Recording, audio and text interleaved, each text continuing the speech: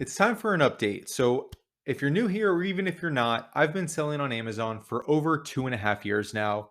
The first 2 years was basically all retail arbitrage. I had a lot of success with it.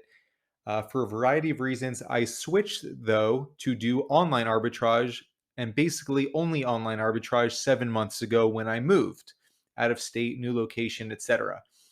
And so I think it could be really valuable to share with you my honest and open experience with OA, especially now that I have something to compare it to against RA. All right. And by the way, I still do a little bit of retail arbitrage. So I would honestly say I'm very well versed in both. Um, and so, what I'm going to do, I'm going to share with you what I like about OA, some new things I've learned about it, good and bad, as well as what I still like about RA, some of the downsides is that, and just kind of help paint a picture so that you know if you like these things, this is the route for you. If you don't, or this position isn't where you're in right now, maybe you go this way. And so, without further ado, let's hop in. We'll start off with OA. The first thing that's really become crystal clear to me, and this is probably only in the last like 6 weeks to 2 months, the amount of cash back that you can earn doing online arbitrage can literally pay for your lifestyle if you're like a very modest, simple liver, like live simply, right? So, what I mean by that is this: I use a credit card that's 2% cash back on every single purchase. Okay. Now, that's not exclusive to online arbitrage. So, that's not so much of a better or worse, but bear with me. The real game changer is that there's cashback extension sites like Rakuten and Rebates Me, Top Cashback, etc.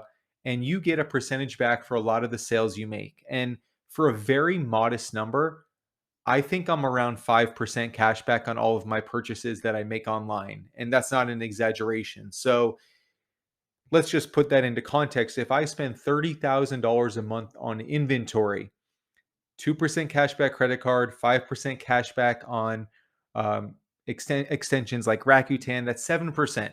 7% of 30,000 is $2,100. And by the way, from my understanding, it's tax-free money because that's seen as like a discount.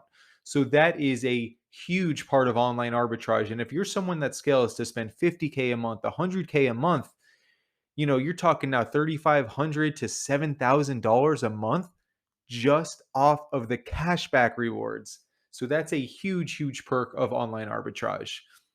Second, I love the flexibility it's allowed me for my schedule. And I want to be clear, I've tinkered with my schedule a lot when it comes to online arbitrage. When it was retail, it was different. But with online, I've tried working full days. I've tried doing a couple hours a day. And where I'm at right now is currently, and this isn't a video on my schedule, but I'll just share it with you and why I like it so much. It's that basically right now I'm a morning person. I'm not saying you should be or you shouldn't. I get up at like 5, I hit the gym, and then I go to a new coffee shop every single day. Not a new one, but a different one. And I knock out 2 to 3 hours of deep online focused arbitrage 4 days a week. And now, if there's certain opportunities, I'll do more at night, a weekend, whatever, but that's like my baseline. So we're talking 8 to 12 hours of sourcing a week. That's it. Super focused. And that is something I love about it, is that it's not about how much time you put into it. Once you get good at this, and again, I have 2.5+ years of reps, but you don't have to source that much to reach your spending goal. And by the way, I'm spending like close to 30K a month. So not insignificant amount of spend for that amount of time. And I do have another business outside of that, by the way. So I'm not 100% full time on this. And something else that I really like is you're not tied to geography. And I mentioned I moved 7 months ago. That's what propelled me to switch to online arbitrage.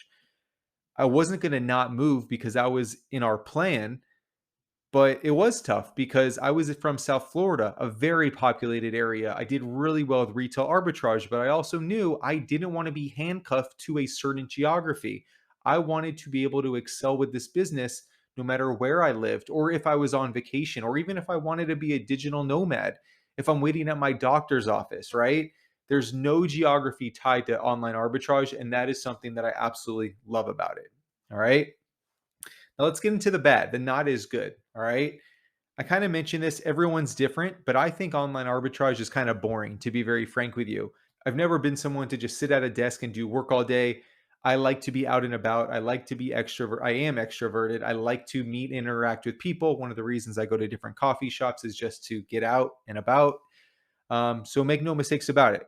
It happens on a computer and you're crunching numbers and stuff. So it could be boring at times. And that's why I think it's so important to tinker with your schedule and what works for you and set yourself up for success that way instead of fighting through when you're not even being productive, right? And you're miserable because that won't have longevity.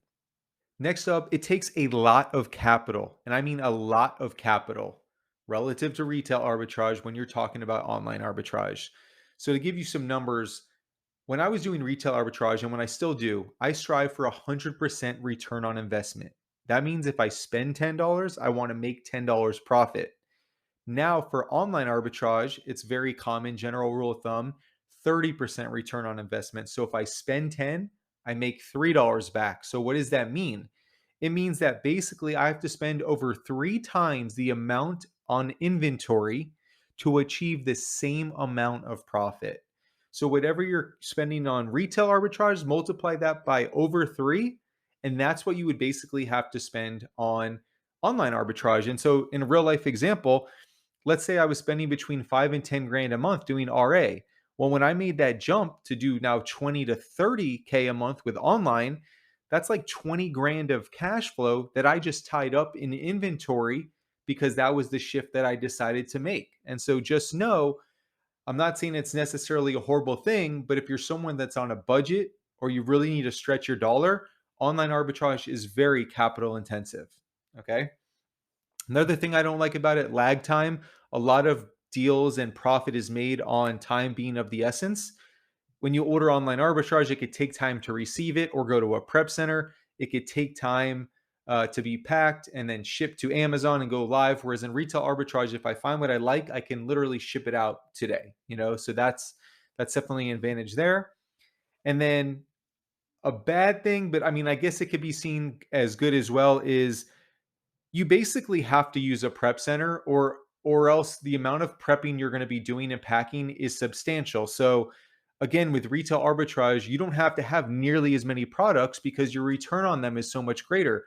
But because your return is so much worse with online arbitrage, there's a lot more products, which means now you have to get a prep center involved. On one hand, that's great. You're not prepping, but on another hand, no one's going to do things like you. It's another thing to have to manage and to kind of make sure everything's going smoothly with. So you can see that on both sides of it, but it has its pros and cons, but it's definitely worth mentioning. It's kind of inevitable if you want to continue to grow. So that's kind of where I'm at with online, right?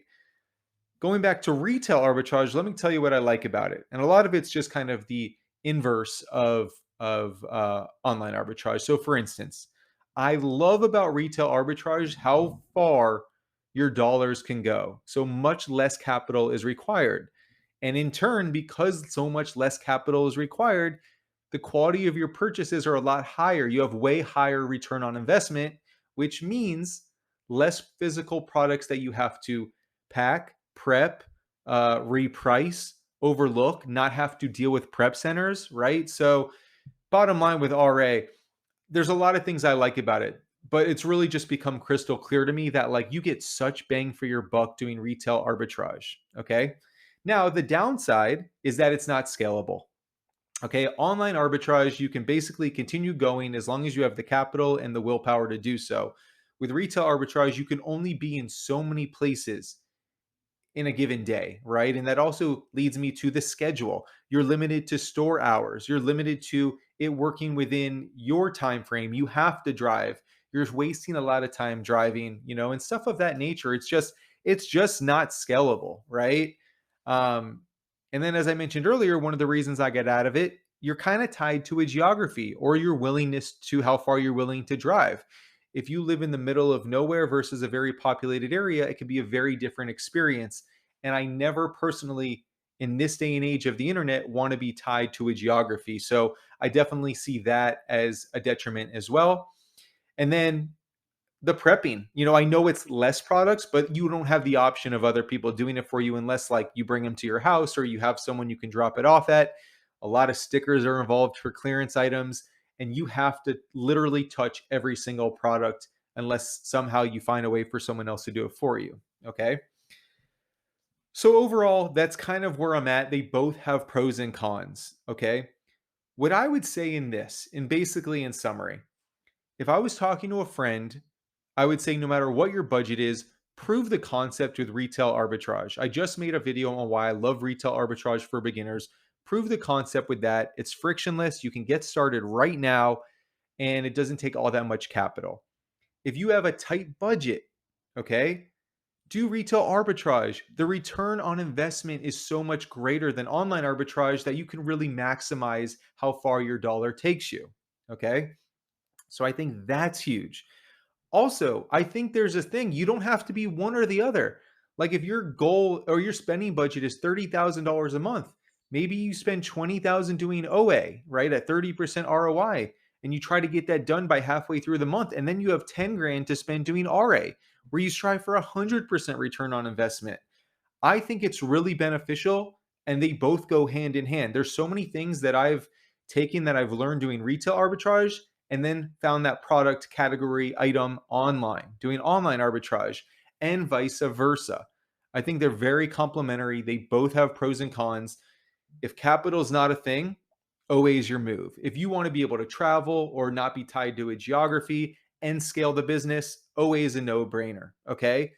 But a lot of people would benefit so greatly from just making 500 bucks extra a month, 1,000 bucks, 2,000 bucks.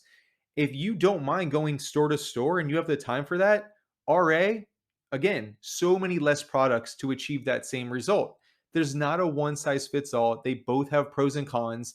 I like both of them. As far as for me moving forward, I'm continuing with OA with a little bit of RA. I actually might do more RA than I have been previously because the returns are so great. But for me, I'm very content working, sourcing 2 to 12, or excuse me, 8 to 12 hours a week. I love my schedule with it.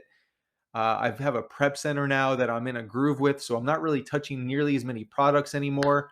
And if I do want to scale this, it's just more capital, more time, more reps. So that's something that's very enticing too. So, and not to mention, like I said, I can do this from anywhere in the world, vacation, digital nomad, whatever. Even if I'm not one, it's nice knowing I could be. So that's where I'm at 7 months into the online arbitrage journey. Although, again, I'm over 2.5 years in total. Pros and cons with both of them, current update, and I'm sure I'll continue to find nuances that I like or don't like about them as we move on, and I'll continue to update you guys. I appreciate you being here. I'm Jonathan. Duke Does Amazon. Questions, comments, topics, put them below. Let me know. Have a great day. I'll talk to you guys soon. Take care.